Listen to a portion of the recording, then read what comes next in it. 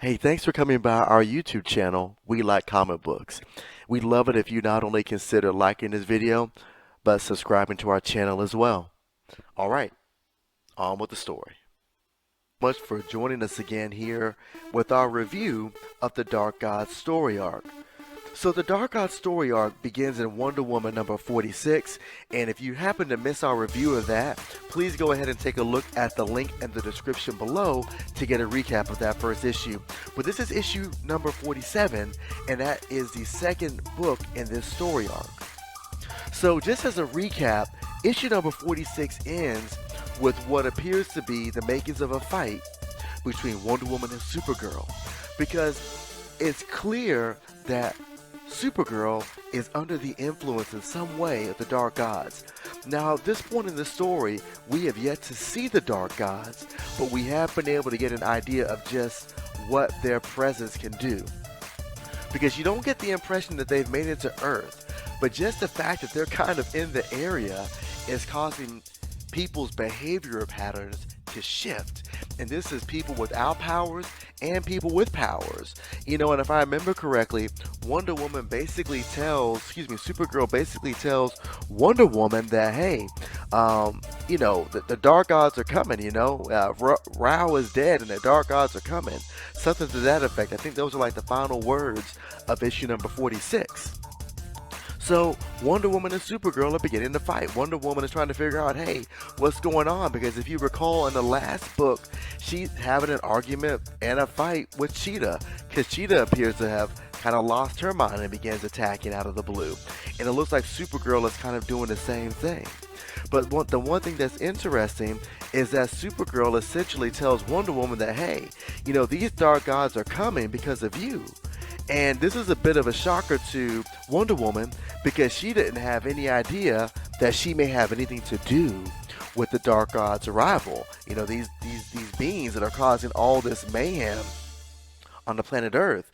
And in Supergirl's words, the Dark Gods have basically told Supergirl that Wonder Woman essentially dragged them from their own dimension to ours. So during this whole time, Wonder Woman is continuing to try and reason with Supergirl and do what she can do to break the influence of the Dark Gods, but to no avail. So what Wonder Woman eventually does is she's able to subdue Supergirl with her lasso, and at this point, she's intending to use it to get information to learn more about the Dark Gods.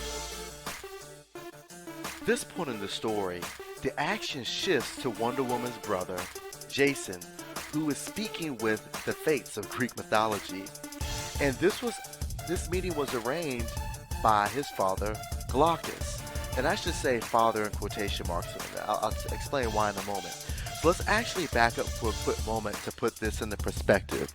So the event that I'm describing to you now actually happened in issue number 46. And some of you all may be throwing some stones at me because in the review of issue number 46, I actually did not cover this.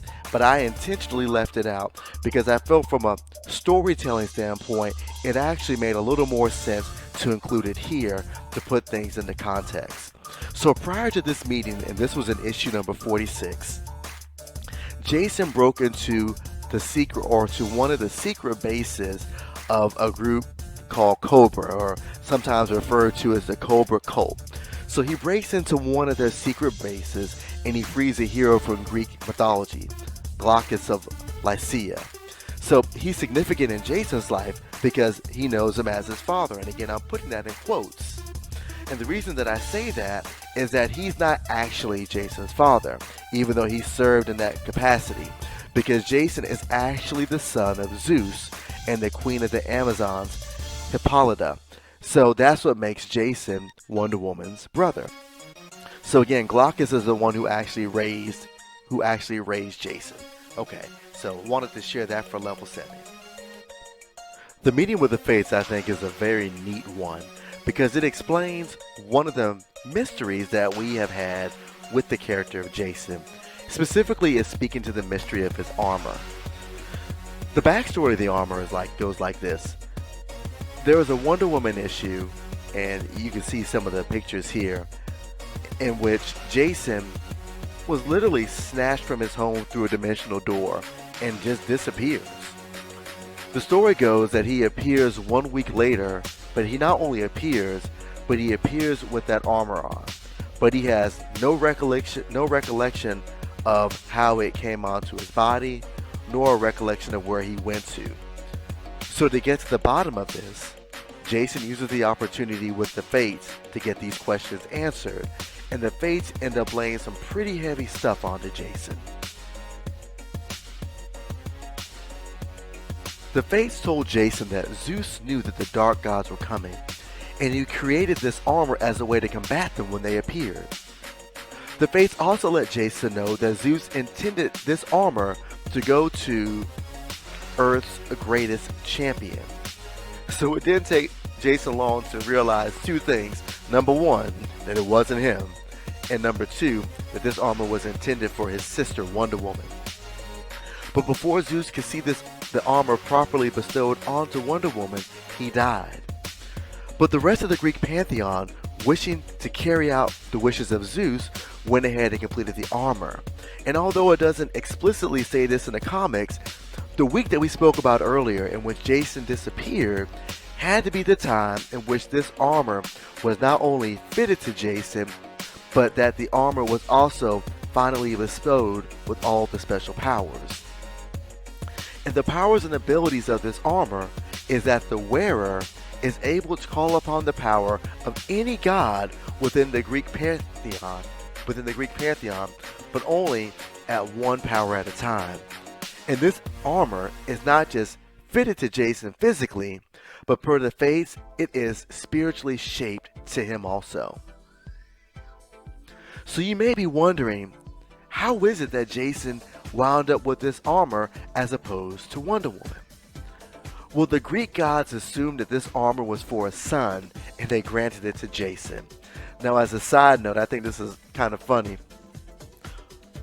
Zeus's wife, Hera, who is not a fan of the fact that Zeus has been sleeping around for centuries, so she's not a fan of any of her husband's offspring, actually knew that the armor was not intended for Jason. But instead of speaking up and saying something, she went ahead and let the rest of the Greek pantheon take Jason and fit this armor to him as opposed to Wonder Woman. So Jason, knowing that this armor is for a hero greater than he is, really starts to feel some type of way about that. But before he can really wallow in his pity for too long, the Fates let him know that his sister Wonder Woman needs him, because the Dark Gods, the very beings that this armor was made to combat, are not only close, but they're actually here on Earth. Upon hearing this, Jason immediately springs into action, and using the speed of Hermes, flies over to where Diana is as quickly as he can. So the scene shifts back to Wonder Woman, and we see Wonder Woman trying to get information out of Supergirl through the lasso of truth, but as a result of the lasso interacting with Supergirl and whatever strange influence she was under with the Dark Gods, the end result was that Supergirl ends up blacking out.